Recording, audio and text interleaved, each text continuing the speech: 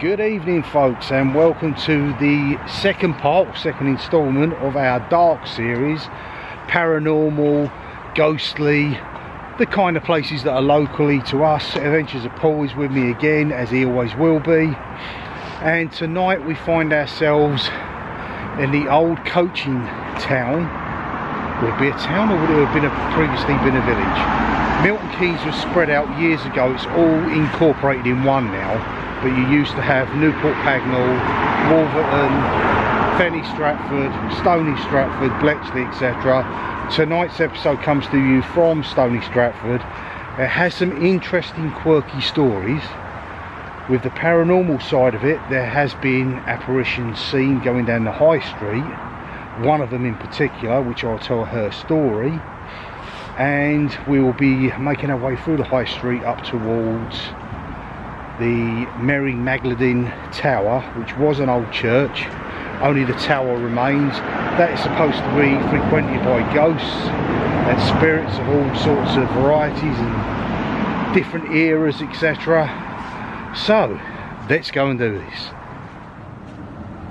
Right, we start off outside the old schoolhouse public house, which I have frequented on numerous occasions and do get a great pint in there.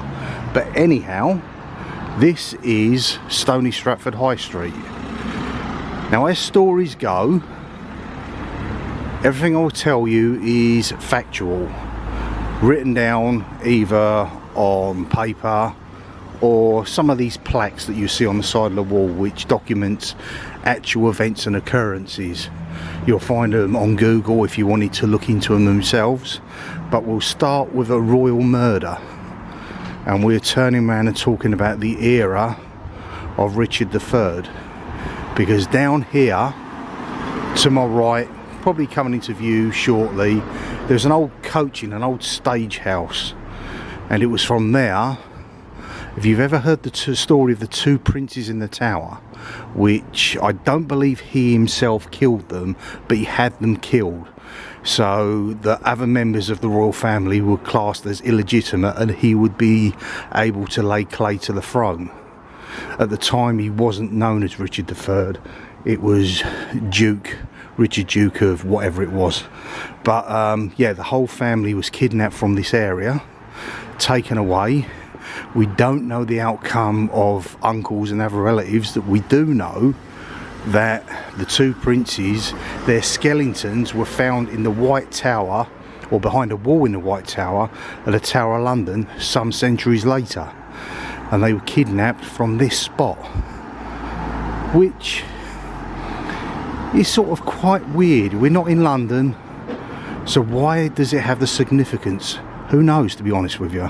But this is where it happened. This is the old coach house, and here is your plaque that depicts the actual events.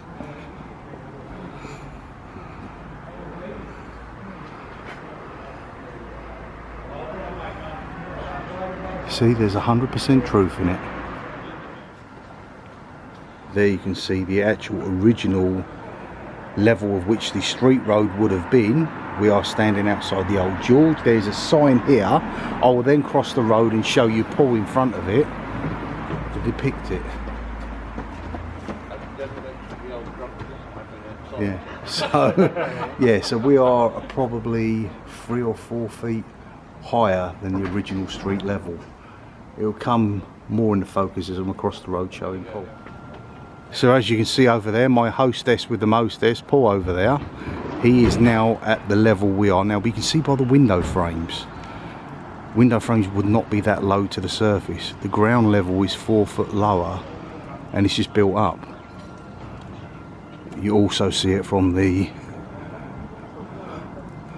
store next door, and further on, because this is the original Roman road that goes from Hyde Park all the way up to Holyhead.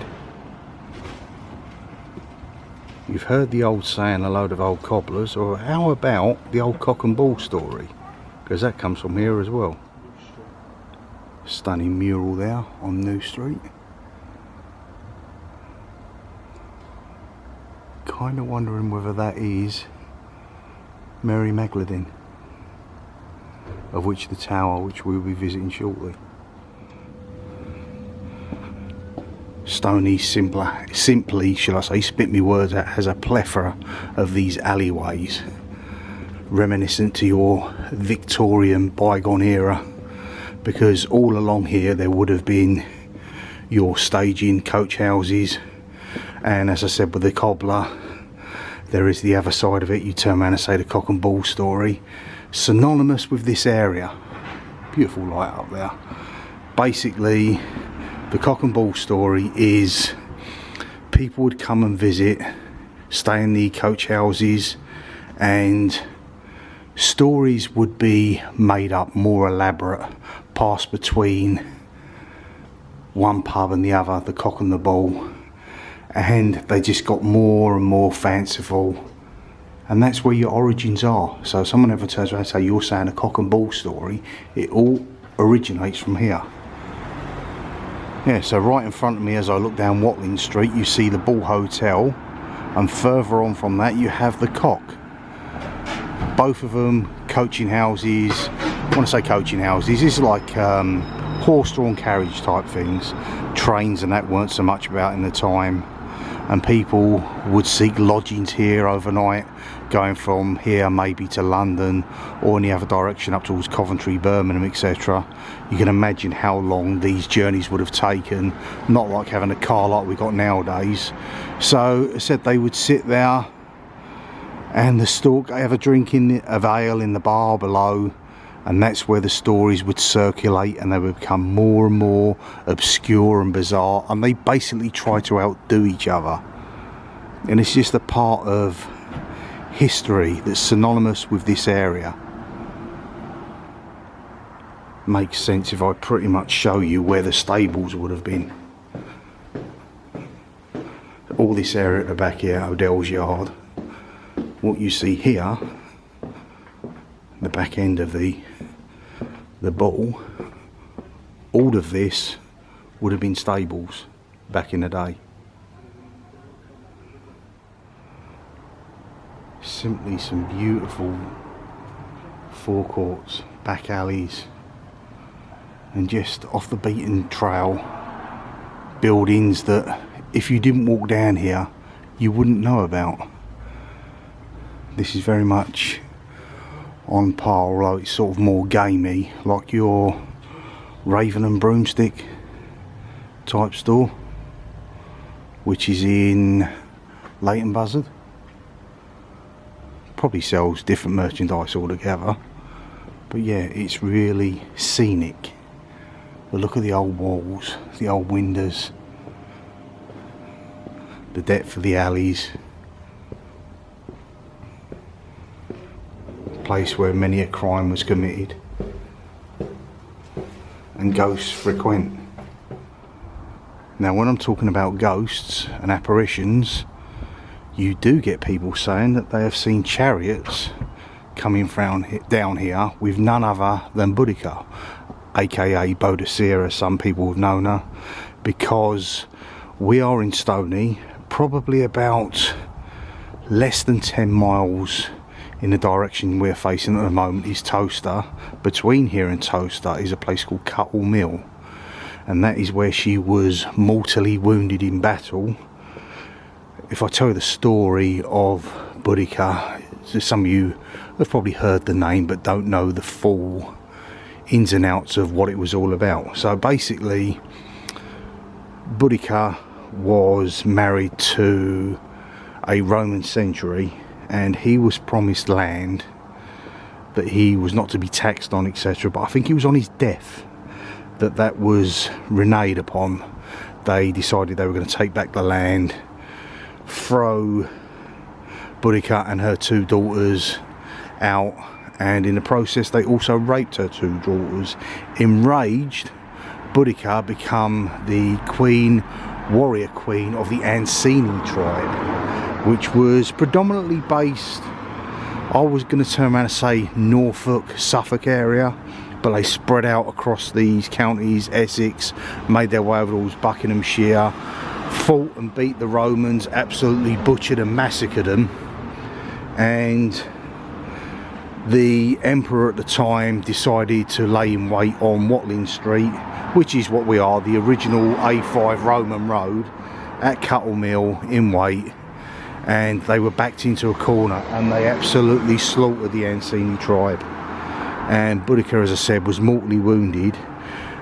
On trying to make her escape, she made her way to, or was making her way to Newton Longville to try and get to a place called Marivellan, which is now known as Stony Stratford.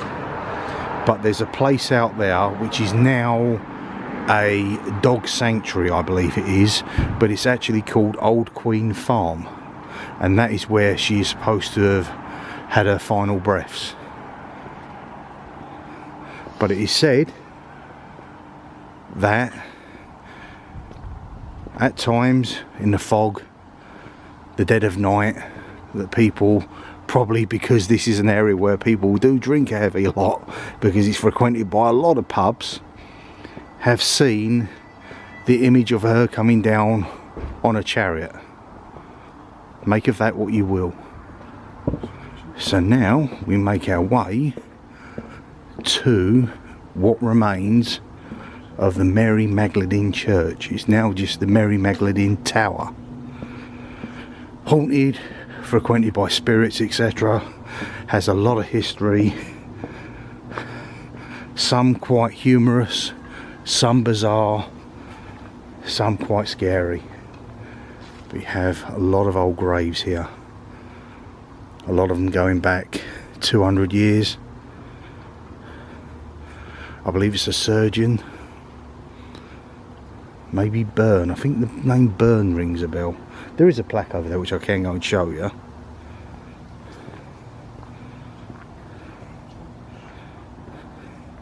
Whether this shows up a lot or not, I don't know.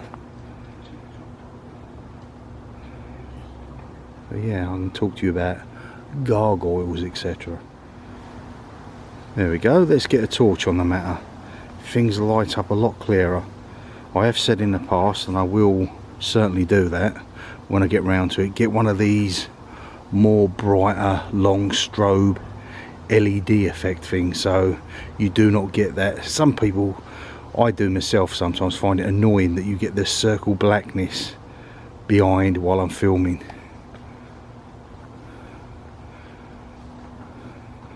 It's me thinking I can't work out whether we're alone or not, but I can actually hear people. That's because there's tennis courts over there at the back.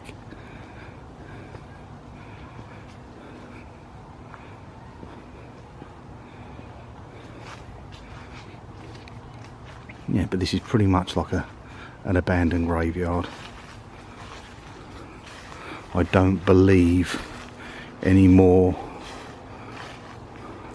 that anyone is laid to rest here nowadays. These all go back well over a century ago. Got the vine creepers growing over the top of them.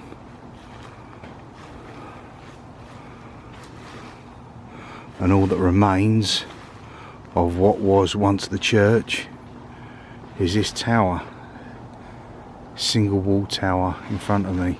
There's an alcove that people can, you can just see it there, people can sit in there, take a bit of refuge. But what I did want to show you, if I get to the side, I do believe, I've actually been here in the daytime, if I remember rightly, it's got gargoyles.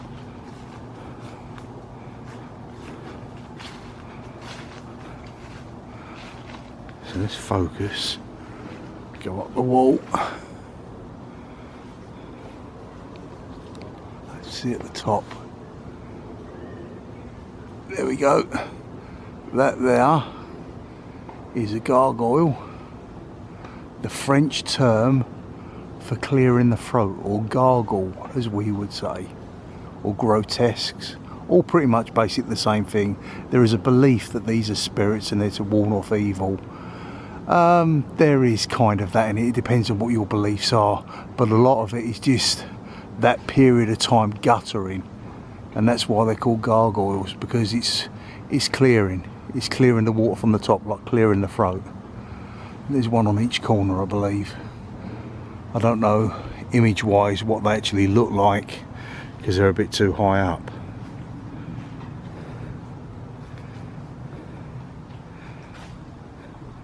I was actually believe I could have done a spirit box here, but I might leave that for next week, you know, because we're going to the most haunted part of Milton Keynes and surrounding areas, which is Newport Pagnell. That's next week. But yeah, it was magnificent in its day. It met its demise. I believe this was to do with a fire. There was a fire that happened. I might be wrong, it might be totally different, but a fire certainly ensued in the area because there was a maid who is now supposed to be one of the ghosts that frequent this area, on being scared by her mistress. Oh, there you go, there's a gargoyle right there. Being scared by her mistress, on being sort of spooked, put a load of sheets up the chimney stack. Those sheets caught fire, and basically all of the east side of Stony Stratford was burnt to the ground. I believe something like 146 properties. Now, properties then weren't like they are today. They're not size wise, you're talking basically 2 rooms. There would have been maybe a little partition between them, but we're not talking like modern day. We're turning around and saying it's basically a room and it's like a shanty town type thing, that sort of vibe. But yes, 146 of them were taken in the fire. This area has seen both plagues, the Black Death and the bubonic plague, and they believe it is the ghost of the chambermaid, out of pure embarrassment, is just supposed to roam around this area.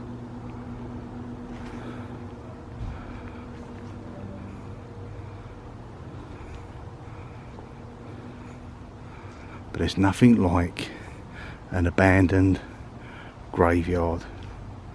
And the cool thing about it is it's literally maybe 10-15 steps off the high street.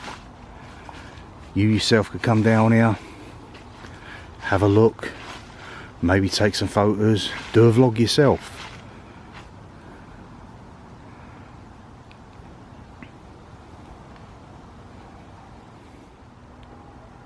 Trying to keep all the knowledge in your head as you're walking around doing all these things is virtually impossible, but I have just remembered the name of the oldest grave here. It's that of one John Burt. As I said, he was a surgeon, I believe, and he died in 1804 and is laid to rest here.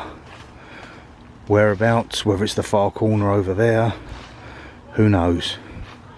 I'm expecting, to be honest with you, not that I'm looking for it specifically, more of a simple grave. I suppose things could have been grand in that era.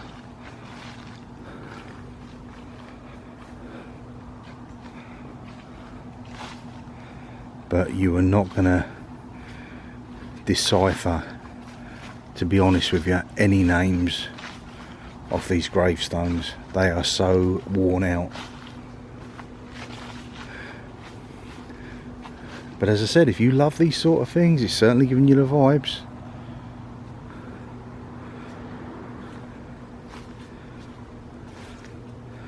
Obviously padlocked for the protection of what's inside, because obviously you will get those who will come along, deface things. I don't understand it myself, but that's because I'm of a different generation now. I suppose as kids we used to mess about, but we never would have taken it in kind to do these sort of things. So you can see some names. Some have been lucky to survive the weathering through time. Others just a mere shadow of their former selves.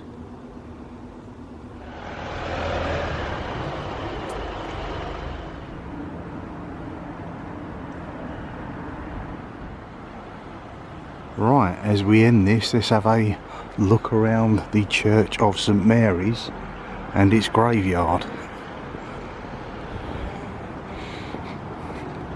Let's see if we can find what some people turn around and call vampire graves. As I've mentioned them before, they're not actually that. They are basically gated to stop body snatchers.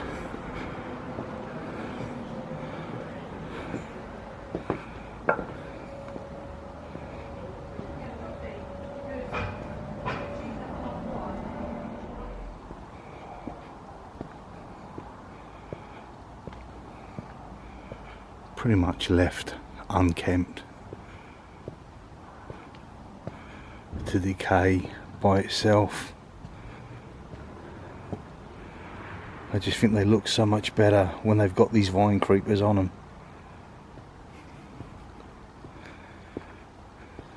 I don't believe there is a gated grave. This certainly would have been the kind. Oh, actually, yep, no, I'm wrong. This would have been what people somewhat turn around and say a vampire grave. See the metal grate that goes around the bottom? That would have gone over the top, like it's banding. And the purpose of that was not to keep what was within to stay in, but to keep those of the outside world out. As I said before in the last vlog, the kind of Burke and Hare characters that would come, open that grave up, steal the cadaver and then pass it on to surgeons for practicing medicines.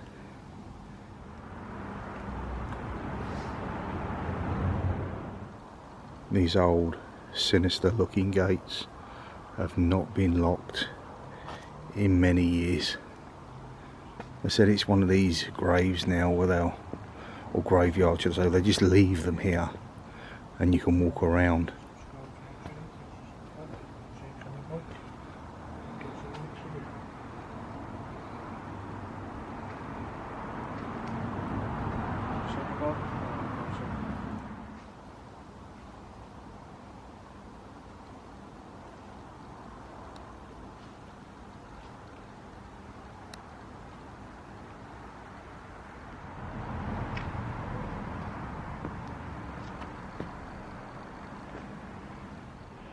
Well guys, that's going to do it from this evening here in Stony Stratford, Milton Keynes.